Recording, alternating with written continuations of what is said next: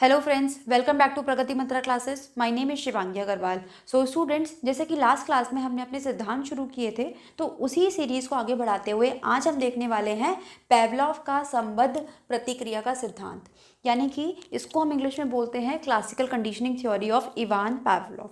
अब ध्यान रखिएगा, इसको क्लासिकल कंडीशनिंग क्यों बोला गया, क्योंकि this is one of the oldest theory. ठीक है, ये हमारी सबसे ओल्डेस्ट थ्योरीज में से एक है, इसलिए हम इसको क्लासिकल भी बोलते हैं, क्योंकि क्लासिकल इज समथिंग लाइक कि जो बहुत ही पुराना है, और ये तो सबसे पुरानी थ्योरीज में से एक मानी जाती है।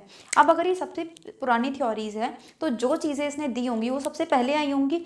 तो ध्यान रखिएगा स्टूडेंट, जिस उद्दीपन और स्टिमुलस को मैंने आपको लास्ट प्रीवियस लेक्चर में सिखाया था, बताया था कि उद्दीपन क्या होता है, स्टिमुलस क्या है, रिस्पॉन्स क्या है, अनुक्रिया क्या है, तो वो सब जो कॉन्सेप्ट्स थे, ये सब जो टर्मिनोलॉजीज थी, ये सबसे पहले इवान पेवलॉव द्वारा ही दी गई थी। तो ध्यान रखिएगा, इसको क्वेश्चन पूछा जा सकता है कि उद्दीपन के बारे में और स्टिमुलस के बारे में, उद्दीपन या फिर अनुक्रिया के बारे में सबसे पहले किसने बताया, तो वो थे पेवलॉव साहब। अब इनका जो फेमस एक्सपेरिमेंट था, अब हमें क्या करना है ना, सारे सिद्धांतों में सबसे पहले इनके एक्सपेरिमेंट्स ही पढ़ने हैं, और एक्सपेरिमेंट के बेसिस पे हमें अपनी जो एजुकेशनल इम्प्लीकेशंस हैं वो निकालनी है। तो इनका जो स्टूडेंट्स एक्सपेरिमेंट था वो था डॉग्स के ऊपर, फेमस एक्सपेरिमेंट जिसके बारे में बात करते हैं। यानी कि अब इन्होंने क्या करा, इसके एक्सपेरिमेंट को सुनते हैं और फिर हम देखेंगे कि क्या क्या चीज़ें उन्होंने हमने उनसे एजुकेशन में ले ली। अब देखो, इन्होंने क्या करा था कि एक केज होती है, एक केज क्या मतलब एक जगह ना एक डॉग को बांध दिया जाता है। ठीक है, अब होता क्या है कि जो डॉग के सामने जब खाना दिया जाता है, जब उसको फूड दिया जाता है, ठीक है, ये जो खाना है ये क्या है उसके लिए, ये है उसका उद्दीपन। जैसे कि मान लो आपके सामने अगर आपको कोई फेवरेट फूड जो आपको बहुत ही पसंद है, आपके सामने अगर वो रख दिया जाए, तो आपके मुंह में पानी आने लगेगा ना, माउथ वाटरिंग होने लगेगी। इसी तरीके से सेम ही चीज़ उस डॉग के साथ हुई। क्या हुई कि जैसे ही उसके सामने खाना आता था, तो होता क्या था, वो लार, ठीक है, सलाइवा वो रिलीज करता था। तो ये क्या हो गया, ये हो गई हमारी अनुक्रिया। यानी कि जब उस डॉग के सामने खाना आया, तो उसने क्या अनुक्रिया करी कि उसके मुंह में लार यानी कि सलाइवा यानी कि उसके मुंह में पानी आने लगा। ठीक है, ये तो नॉर्मल सी बात है, ये तो होता ही है। लेकिन अब हमें क्या करना था, इस चीज़ को चेंज करना था। तो वो ये चाहते थे पेवलॉव साहब कि हम इस चीज़ को चेंज करेंगे तो क्या अनुक्रिया तभी भी सेम रहेगी।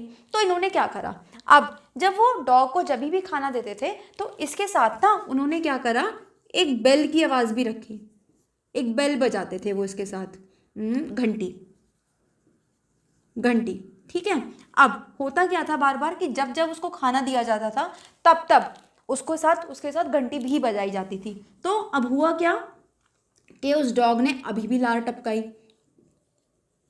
ठीक है, यानी कि अभी भी सलाइवा रिलीज होता है। अब ये प्रोसेस ना बहुत टाइम तक रिपीट करा गया, सेम प्रोसेस कि जब भी खाना दिया जाएगा तब भी घंटी बजेगी, जब भी खाना दिया जाएगा तब भी घंटी बजेगी। तो होने क्या लगा, अब की बार ऐसा देखा गया कि जब उसके सामने खाना नहीं भी आया, लेकिन केवल घंटी बजाई गई, तब भी उस डॉग के मुंह में लार रिलीज हुई, यानी कि तब भी उसने सलाइवा रिलीज करा। तो अब क्या था, अब हमने यहाँ पे एक चीज़ देखी कि पहले उसके पास लार क्यों आती थी, खाने की वजह से, लेकिन अब उसके पास लार क्यों आ रही है, अब भी आ रही है, वो घंटी की वजह से केवल आ रही है। तो हम यही आदत उसकी चेंज करवाना चाहते थे कि उसको खाने को देख के लार ना आए, उसको घंटी को सुनकर भी लार आए। ठीक है, और वो चीज़ हमने चेंज करा दी। अब देखो हुआ कैसे, ये देखो, जैसे उसको खाना दिया गया, लार आई। ठीक है, अब खाने के साथ जब बेल बजती थी, ये जो बेल बजती थी ना, इसका एक टाइम ड्यूरेशन होता था कि वो उससे 2 सेकंड पहले बजाई जाती थी। ठीक है, अब डॉग ने इस चीज़ को ऑब्जर्व कर लिया कि अब घंटी बजी है, तो घंटी बजने के 2 सेकंड बाद ही ना मेरे पास खाना आ जाएगा। ठीक है, तो अब क्या होता था, थोड़े टाइम बाद ये हुआ कि जैसे घंटी बजती थी ना, वैसे एकदम से डॉग उठ के खड़ा हो जाता था और उसको ये लगता था कि खाना आ गया। ठीक है, तो अब उसकी वजह से क्या होने लगा कि वो घंटी की आवाज़ सुनते ही लार उत्पन्न करने लगा, यानी कि सलाइवा रिलीज करने लगा, और यही वो चीज़ ऑब्जर्व करना चाहते थे।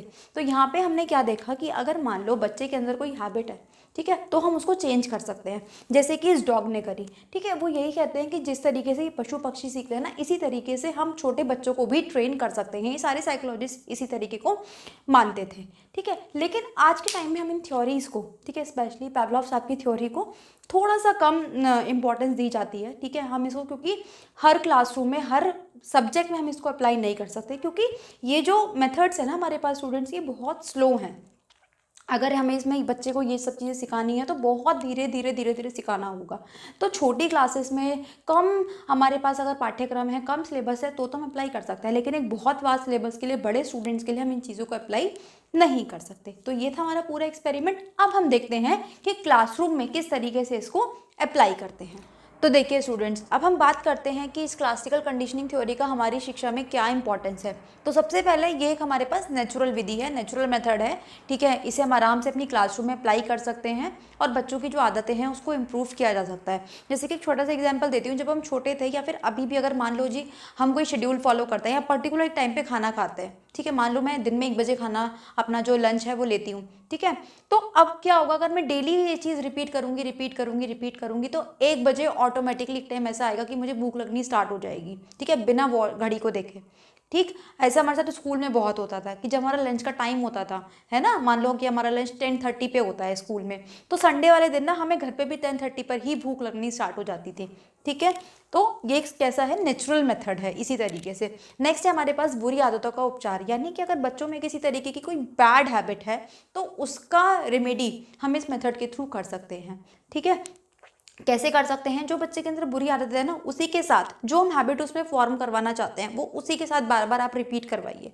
तो होगा क्या कि धीरे धीरे जो बच्चा है वो बुरी आदतों को भूल जाएगा और जो आदत हम उसमें चाहते हैं कि आ जाए वो आदत का उसमें निर्माण होता चला जाएगा। नेक्स्ट है आचरण एवं अनुशासन की भावना, यानी कि इस मेथड के थ्रू हम क्या कर सकते हैं, अगर मान लो कि हम चाहते हैं कि बच्चा कोई चीज़ सीखे, ठीक है, बच्चा इस आइडियोलॉजी को फॉलो करे, अनुशासित रहे, डिसिप्लिन रहे, तो ये मेथड हमारे लिए बहुत यूजफुल है। नेक्स्ट है हमारे पास समाजीकरण में सहायक, यानी कि ये एक ऐसा मेथड है जो कि बच्चे को सोशलाइज होने में भी कहीं ना कहीं हेल्प करता है। तो क्वेश्चन पूछा जा सकता है यहाँ से कि ऐसा कौन सा सिद्धांत था जो कि कहता था कि हम सोशलाइजेशन में हेल्प करेगा। तो ध्यान रखिएगा ये था हमारे पास पावलोव का संबंध प्रतिक्रिया सिद्धांत। नेक्स्ट है हमारे पास चिंतन वाले विषयों के लिए उपयोगी, यानी कि जो ऐसे सब्जेक्ट्स होते हैं हमारे पास जहाँ पे बच्चे को कहीं ना कहीं थिंकिंग की जरूरत पड़ती है तो वहाँ पे भी हमारे लिए हेल्पफुल है।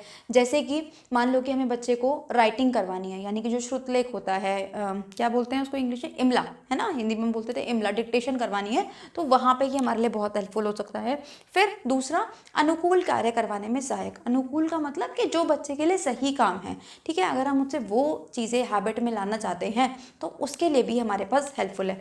अब देखो स्टूडेंट, जैसे मैं आपसे बार बार बोलती हूँ कि नोट्स बनाओ, तो इस तरीके से आप अपने नोट्स को ना मेंटेन कर सकते हो। ये मैंने आज यहाँ पे इसीलिए मैं जानबूझ के बोर्ड पे छोटी छोटी लाइन से लिखती हूँ ताकि आपको पूरा पूरा स्टेटमेंट ना लिखनी पड़े। आप ये छोटे छोटे पॉइंट्स अगर आप एग्जाम में रिवाइज करके जाओगे तो डेफिनेटली शॉर्ट आपको हेल्प मिलेगी ही मिलेगी, पूरी लाइन भी नहीं और आप मेन चीज़ें हैं उनको छोड़ भी नहीं रहे हैं। तो आई होप आपको ये जो सिद्धांत है समझ में आया होगा और अच्छा लगा होगा। तो अगर अच्छा लगा है तो वीडियो को लाइक करना ना भूलें, शेयर करना ना भूलें, और अगर चैनल पर नए हैं तो सब्सक्राइब कर दें, बेल आइकन को हिट कर दें ताकि आने वाले सारे नोटिफिकेशन आपको टाइम से मिलते रहे। प्लस इस क्लास का PDF प्राप्त करने के लिए आप हमारे टेलीग्राम चैनल से जुड़ सकते हैं जिसका लिंक आपको डिस्क्रिप्शन बॉक्स में दे दिया गया है। प्लस अगर आप किसी और प्लेलिस्ट पर भी पहुंचना चाहते हैं तो उन सब का लिंक भी आपको डिस्क्रिप्शन बॉक्स में अवेलेबल करवा दिया गया है, आप वहां से डायरेक्टली पहुंच सकते हैं प्लेलिस्ट पर। अब आप हमें इंस्टा पर भी फॉलो कर सकते हैं। तो मिलते हैं स्टूडेंट्स नेक्स्ट क्लास में एक और नए सिद्धांत के साथ, तब तक पढ़ते रहिए। All the very best.